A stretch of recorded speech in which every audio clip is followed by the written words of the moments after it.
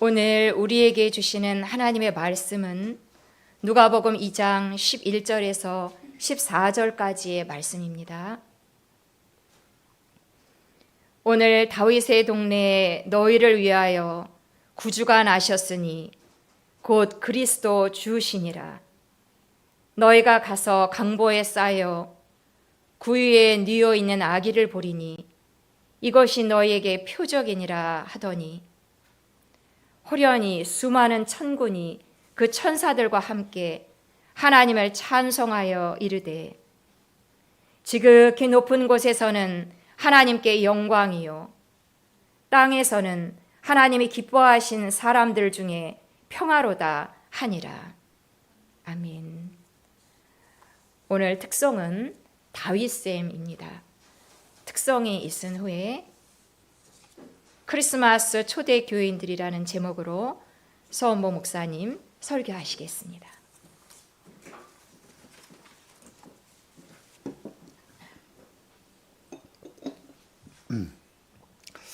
감사합니다.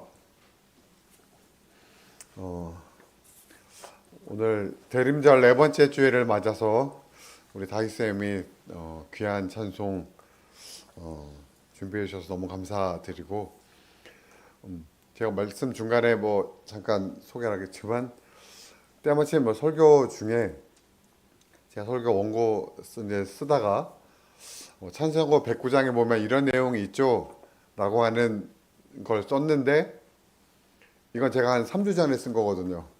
그런데 이미 다윗쌤 우리 샘 분들께서 아시고 109장을 특송으로 불러주셨어요. 그래서 더 감사한 일인 것 같습니다. 우리 잠깐 기도하고 우리 말씀 나누겠습니다. 하나님 감사합니다. 귀한 예배, 우리 예수님의 나심을 기다리는 대림절 네 번째 주일을 맞아 우리 하나님 앞에 감사하게 예배하게 하심을 감사합니다. 부족한 사람 이 단위에 세우셨으니 하나님의 귀한 뜻이 시간에 온전히 전해지는 귀하고 복된 시간 되도록 인도하여 주옵소서. 감사드리며 예수님의 이름으로 기도하였습니다. 아멘. 내일이면 이제 성탄절이군요. 성탄절 하니까 문득 어릴 때 성탄절 생각이 났습니다.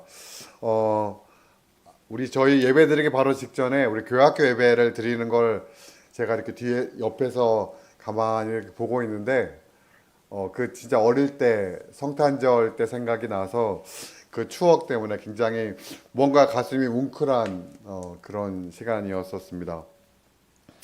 여러분의 성탄절은 어떠셨습니까? 저는 성탄절 생각하면 설레임이라는 단어가 생각이 납니다.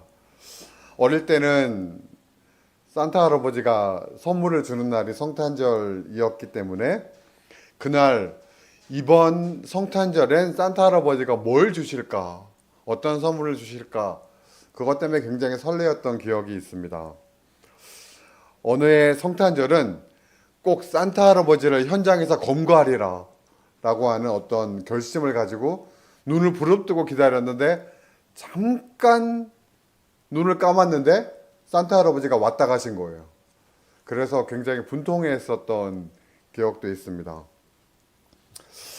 산타 할아버지의 정체가 우리 부모님인 걸 깨닫고 난 이후에, 그 이후에는 성탄절의 교회 행사 때문에 매우 설레었던 기억이 있습니다.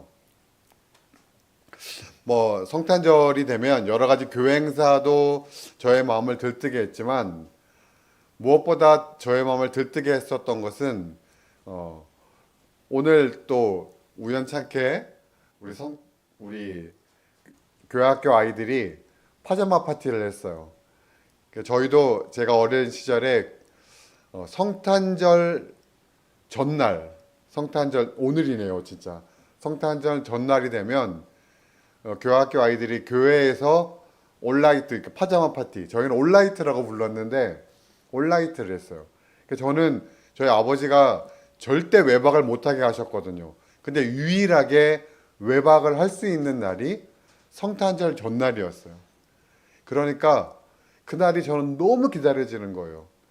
그래서 그때는 그 교회 학교 아이들이랑 같이 모여가지고 같이 게임도 하고 맛있는 것도 먹고 밤새도록 얘기하고 그런 시간들이 얼마나 즐거웠는지 모릅니다.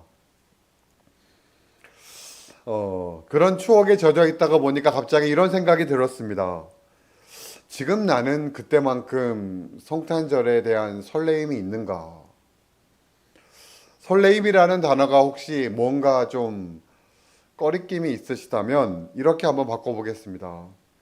지금 나는 그때만큼 성탄절에 대한 감격을 가지고 살고 있는가? 물론 보기에 따라서 그 성탄절의 그 감격이라고 하는 것은 잘못된 감정, 마치 내일 우리 말씀의 제목이 성탄절의 주인공이더라고요. 사실은 성탄절의 주인공은 예수님인데 우리가 성탄절의 주인공인 것처럼 우리가 마치 성탄절에 무언가를 하는 것처럼 그런 감정은 아닌가 하는 생각도 해보지만 그렇다면 그게 잘못된 감정이고 성탄절은 예수님의 주인공이고 우리의 마음이 예수님께 집중되어져야 된다고 본다면 성탄절을 보면 우리는 정말로 제대로 된 감격으로 이 절기를 보내고 있는가? 아니면 작년이나 재작년이나 전혀 동일한 그냥 변함없는 그런 성탄절기를 보내고 있는가 하는 겁니다. 해마다 성탄절이 되면 이렇게 인사합니다. 메리 크리스마스. 메리 크리스마스라고 하는 메리는 기쁜, 행복한, 복된 이란 말입니다. 그리고 크리스마스는 예수님을 이야기하는 크리스트와 예배를 천주교에서 예배를 미사라고 부르는데 이 예배를 상징하는 마스가 합쳐진 그러한 단어입니다.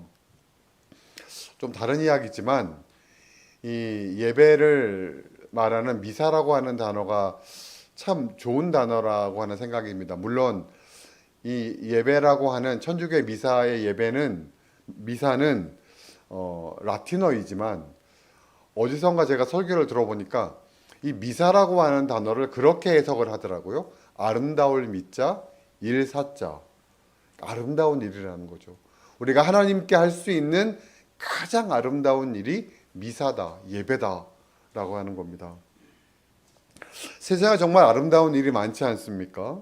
로미오와 줄리엣의 그 아름다운 사랑 이야기, 또 어려운 중에도 더 어려운 이웃을 돌보는 그런 아름다운 미담 이야기.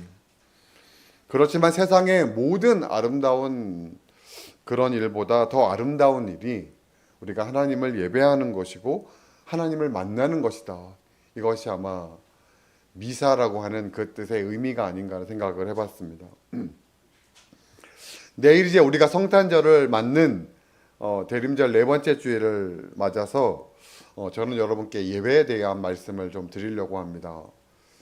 해마다 성탄절을 준비하는 대림절기가 되면 아기 예수님을 경배한, 아기 예수님을 예배한 예배자들에 대한 내용을 대림절에 많이 함께 나누곤 합니다. 마태복음에 보면 동방 박사들이 황금과 유향과 몰약을 가지고 예수님을 예배한 이야기가 나와 있고, 그리고 누가복음에는 들에서 양을 치고 있는 목자가 천사의 공지를 듣고 아기 예수님을 찾아와서 아기 예수님 앞에 예배하는 내용이 나와 있으며, 그리고 시몬과 안나가 예수님을 만나서 아기 예수님을 만나서 자기가 기다리던 메시아임을 확인하고 그리고 하나님께 경배드린 내용이 나와 있습니다. 저는 오늘 이 모든 사람들을 다 싸잡아서 이 사람들이 크리스마스 초대교인들, 보통 우리가 초대교인들이라고 할 때는 사도행전의 2장에서 이제 마가의 다락방에서 그들로 시작된 것이 초대교인이라고 말하지만, 저는 조금 더 앞으로 가서 이때 아기 예수님 앞에 나왔던 이 사람들이 크리스마스 초대교인들이 아닐까, 그래서 오늘 말씀을 크리스마스 초대교인들 이렇게 적어 봤습니다. 여러분, 이 크리스마스 초대교인들은 아까 말씀드린 대로 그리스도를 예배한 첫 번째 예배자들이었습니다. 이 크리스마스 초대교인들을 한 사람 한 사람을 살펴보면 참 다양한 사람들이었죠. 이방인이 있었는가 하면 성전에 머물면서 일생을 경건한 생활을 살았던 사람들도 있었습니다. 그리고 율법과는 어쩌면 율법과는 전혀 상관없이 그저 하루하루를 살아갔었던 양치기의 삶을 살았던 가난한 목자들의 삶도 있었습니다. 이들에게 공통점이라고 하는 건 전혀 없었을지도 모릅니다.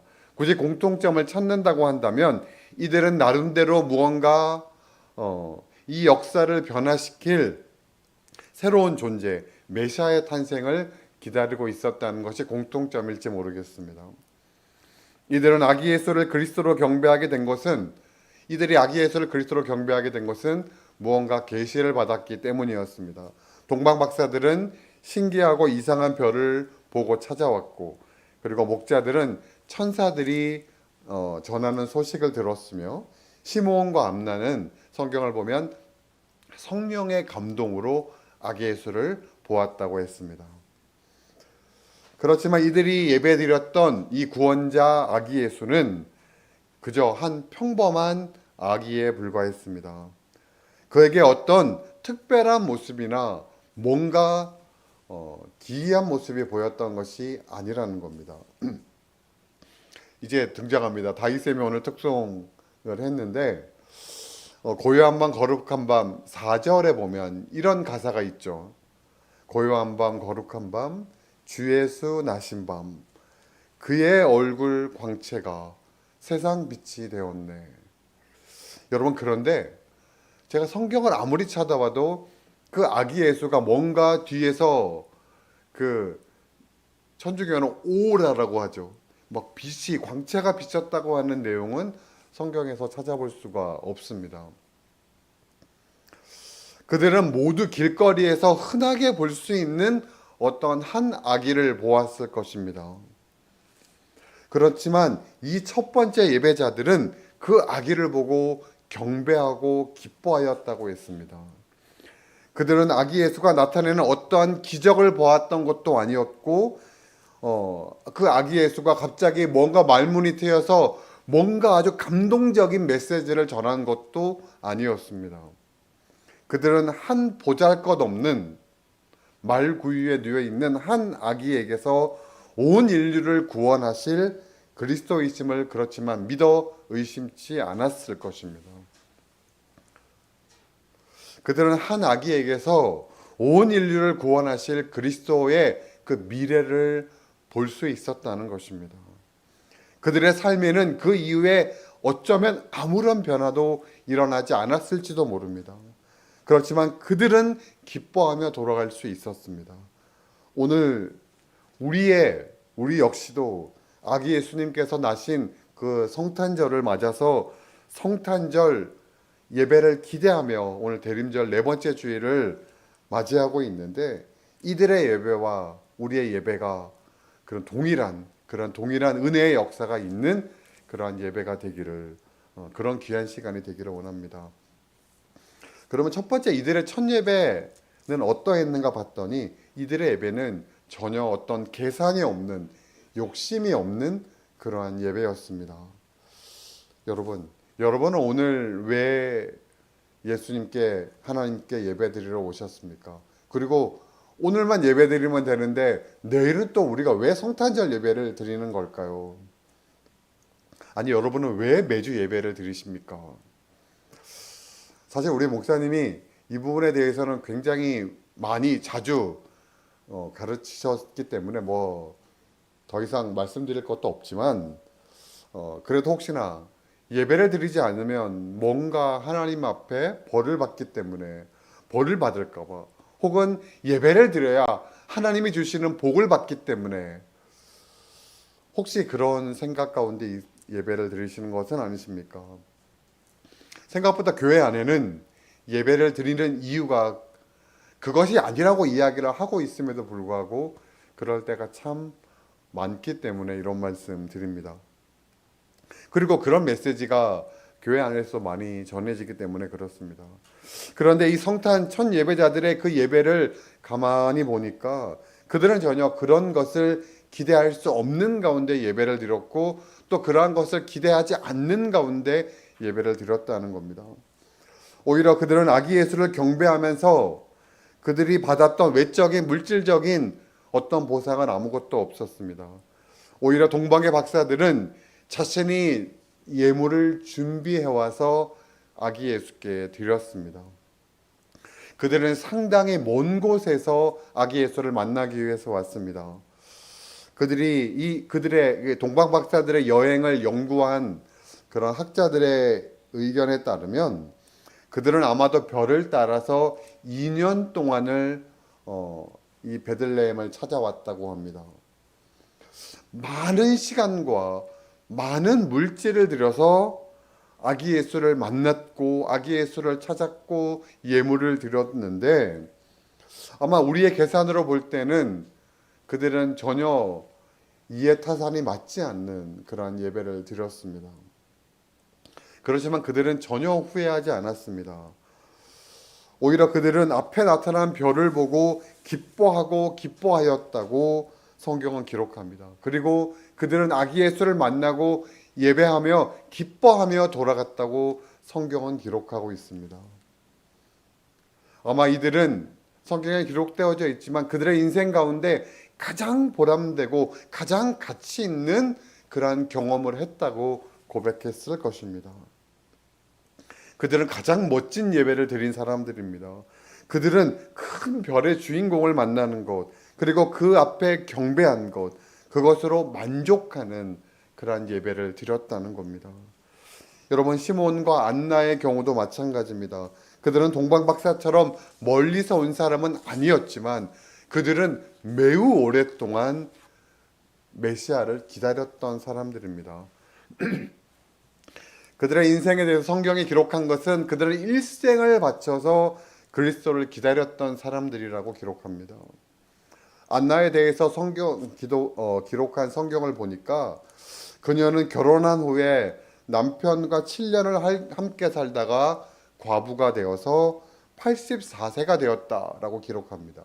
만약에 이 안나가 20살에 결혼했다고 하면 27살에 사별했을 것이고 그러면 한 50년 가량을 성전에서 메시아를 기다렸었던 사람이라는 겁니다. 이들은 아주 오랫동안 아기 예수를 기다렸습니다. 그리고 마침내 아기 예수를 성령의 감동에 의해서 보게 되었을 때 자신의 삶의 목적이 이 아기에게 있었다는 것을 깨닫게 된 겁니다. 시몬은 아기 예수를 보고 이렇게 노래했습니다. 주제여, 이제는 말씀하신 대로 종을 평안히 놓아주시는도다.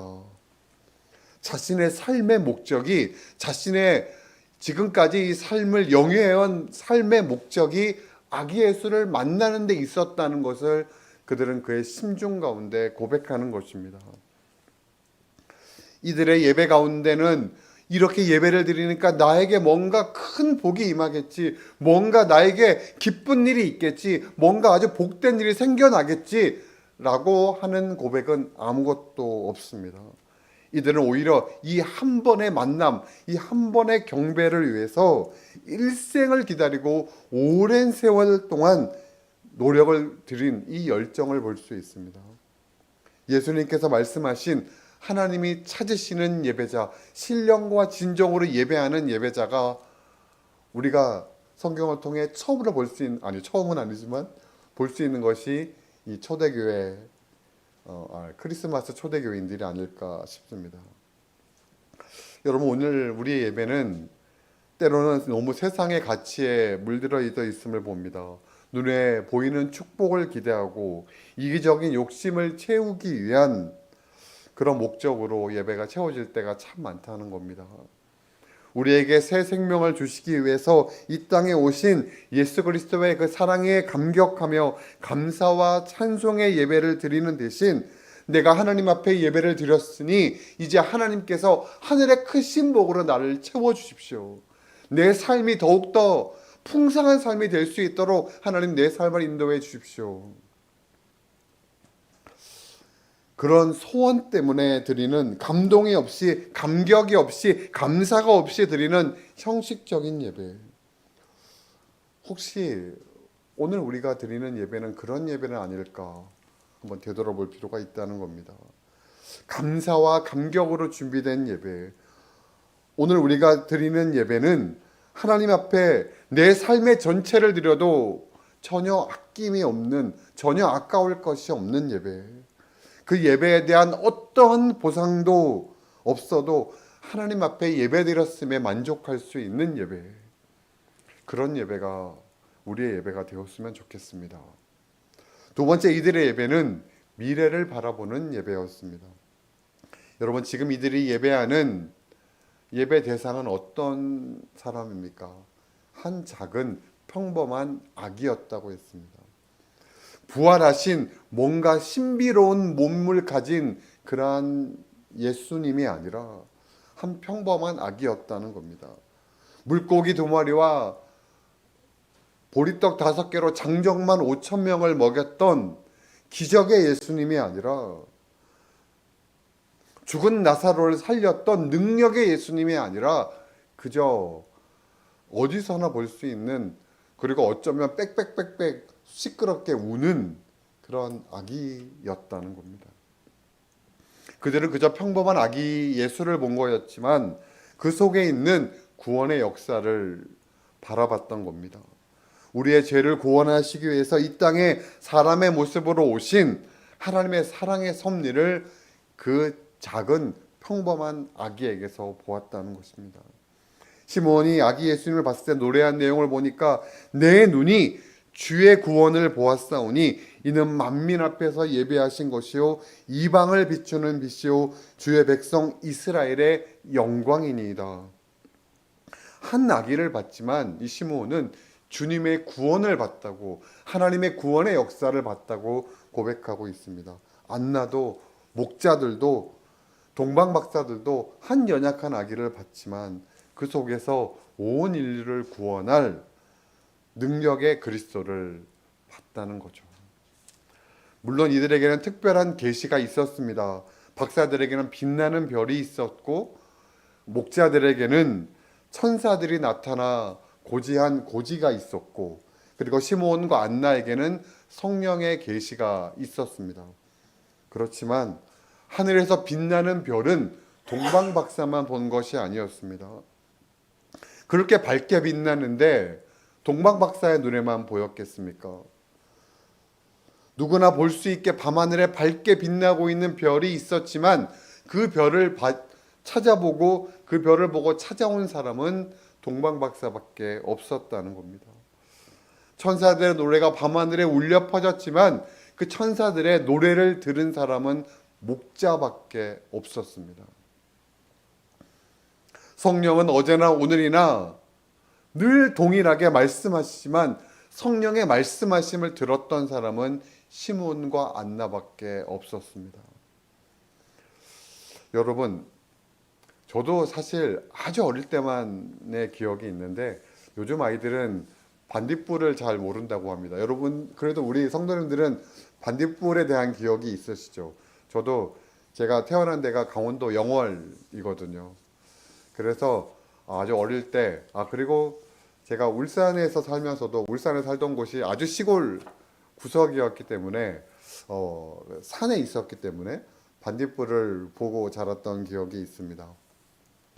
근데 사실 지금 우리 아이들은 반딧불을 본 기억이 없기 때문에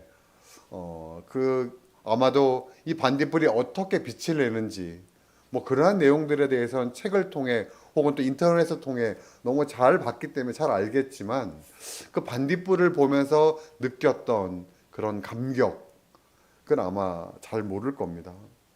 요즘 아이들은 여름밤에 그 평상에 누워서 하늘을 보면서 별을 셌었던 그런 낭만은 아마 모를 것 같습니다. 왜냐하면 하늘에 여전히 별이 빛나고 있지만 그 아이들은 열심히 공부해서 좋은 대학에 가야 되고, 열심히 공부해서 뭐 그게 나쁘다는 것이 아니라 열심히 공부해서 뭔가 자기의 꿈을 이루는 일이 훨씬 더 시급하기 때문에 그렇습니다. 별은 여전히 하늘에 떠 있지만 공해가 심해서 구름이 끼어서 혹은 하늘을 볼 마음의 여유가 없기 때문에 그 낭만을 누리지 못한다는 겁니다. 마찬가지로 교회를 다니고 있지만 그래서 오늘 수많은 교회에서 성탄절 예배를 드리고 있는데 주님이 기뻐하시는 마치 우리의 구름이 끼어 있어서 주님이 기뻐하시는 주님의 주님이 태어나시는 것을 바라보는 그 감격을 느끼고 살아가는 사람은 이 땅에 성탄 예배를 드리는 수많은 교회 가운데 어쩌면 그리 많지 않을지도 모른다는 겁니다. 여러분, 해마다 성탄절이 되면 단골 손님처럼 등장하는 성극이 있습니다. 연극. 그게 뭐냐면 빈방 있어요? 라고 하는 연극입니다. 혹시 아시는지 모르겠습니다. 아마 이 내용을 잘 모르셔도 이 내용을 설명드리면 이러실 것 같아요. 이 연극은 뭐냐 하면 이 연극은 캐나다 몬트리올에 있는 크리스천 초등학교에서 실제로 일어났었던 이야기를 연극으로 만든 겁니다. 크리스마스를 앞두고 이 학교에서는 이제 연극을 공연하는데 연극의 제목은 빈방입니다. 빈방. 그 학교에 랄프라고 하는 4학년짜리 초등학생 아이가 있었는데 이 아이는 좀 다른 학생들보다 마음도 소심하고 그러다 보니까 말도 굉장히 많이 더듬고 그래서 좀 익숙하지 않은 그런 아이였습니다. 근데 선생님이 이 아이에는 그러다 보니까 배역을 맡길 게 없는 거예요. 그래서 어떻게 할까 고민하다가 이 아이에게 그냥 한마디 대사만 할 수 있는 그런 배역을 주자. 그게 뭐였냐면 그 여관에 있는 그 여관 주인 역할이었습니다. 그래서 그 마리아와 참 요셉이 이제 임신해가지고 베들레헴에 갔을 때 여관에 가서 지금 우리 아내가 곧 아기를 낳을 것 같은데 혹시 빈방이 있어요? 하면 빈방 없습니다. 라고 3번. 죄송한데 좀 빈방 혹시 없을까요? 없어요. 혹시 한 번만 없어요. 이렇게만 하면 되는 거였어요. 그런데 이 아이는 굉장히 그런 아이기 때문에 빈방 없어요. 빈방 없어요. 막 열심히 연습을 했습니다. 마침내 이제 연극을 공연하는 날 이제 요셉과 마리아가 역을 맡은 애가 찾아왔어요. 그래서 죄송한데 빈방이 있어요. 랄프가 자신 있게 얘기합니다. 빈방 없어요. 죄송한데 우리 아내가 정말 애를 곧 낳을 것 같아요. 빈방 없어요. 정말 어디 누추한 방이라도 없을까요? 이제 마지막 딱 한 번만 얘기하면 되는 겁니다. 그런데 이 랄프가 말을 못하는 거예요. 그래서 선생님이 망했구나. 랄프가 대사를 까먹었구나. 그런데 이 랄프가 눈물을 흘리면서 이렇게 얘기하는 겁니다. 예수님, 그러면요, 제 집에 제 방이 있는데 제 방으로 오세요. 제 방으로 오세요. 예수님께서 하늘 보좌를 버리고 이 땅에 사람의 모습, 작은 아기의 모습으로 오신 지 이미 2000년이 지났는데 예수님이 매년 태어나시는 것도 아닌데 우리는 아마 주님이 오시는 그날까지 이렇게 매년 성탄절 감사 예배를 드릴 것입니다. 우리는 그저 매년 12월 25일이 돼서 작년에도 그랬으니까 아무런 의미 없이 습관적으로 성탄 예배를 드린다면 이 예배는 어쩌면 이 빈방이라고 하는 이 연극에 잘 짜여진 그런 연극에 불과할지도 모릅니다.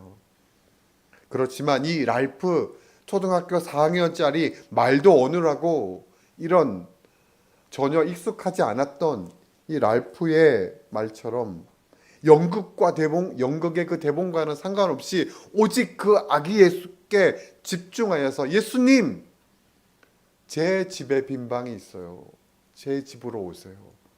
제 방을 내어드릴게요. 라고 말했듯이 오늘 우리가 함께 나누었던 크리스마스 초대교인들처럼 예수님께 온전히 집중해서 그 그렇게 예배할 수 있다면 이 시간은 너무나 기쁘고 복된 예배로 우리의 삶 가운데 기록될 것입니다. 사랑하는 여러분, 오늘 본문 마지막 절은 이렇게 마무리하고 있습니다. 지극히 높은 곳에서는 하나님께 영광이요, 땅에서는 하나님이 기뻐하시는 사람들 중에 평화로다. 특별히 이 하나님이 기뻐하시는 사람들, 이 구절에 좀 집중하셨으면 좋겠습니다. 왜냐하면 이 하나님이 기뻐하시는 사람들, 이게 우리 아니겠습니까? 하나님이 기뻐하시는 사람들, 하나님을 기뻐하는 것이 아니라 하나님이 기뻐하시는 사람들, 이것이 우리 모습이지 않습니까? 성탄절에 성탄의 감격을 가지고 예배하는 우리의 모습이지 않습니까? 그런데 또 하나 여러분께 이 말씀을 좀 묵상하고 집중하자고 한 이유가 있습니다. 왜냐하면 다음 주에 예고입니다. 다음 주에 하나님이 기뻐하시는 사람들에 대해서 말씀을 함께 나눌 거거든요. 그래서 그렇게 이 말씀을 좀 기억해서 성탄절에 이렇게 울려 퍼졌던 하나님이 기뻐하시는 사람의 누군가 한 주간 좀 거기 우리지만 우리는 어떠해야 하는가 한번 생각해 볼 수 있으면 좋겠다 싶습니다. 말씀을 마치려고 합니다. 오늘도 그러하지만 내일 특별히 우리가 드릴 성탄 감사 예배가 하나님께는 무한한 영광이요, 하나님이 기뻐하시는, 하나님이 보시고 기뻐하시는 우리에게는 기쁨과 평화가 넘쳐나는 그런 귀한 축복이 오늘 예배 가운데 우리의 삶 가운데 늘 함께 하시기를 주님의 이름으로 간절히 축원합니다. 오늘 말씀 기억하면서 우리 잠깐 묵상하며 기도하겠습니다.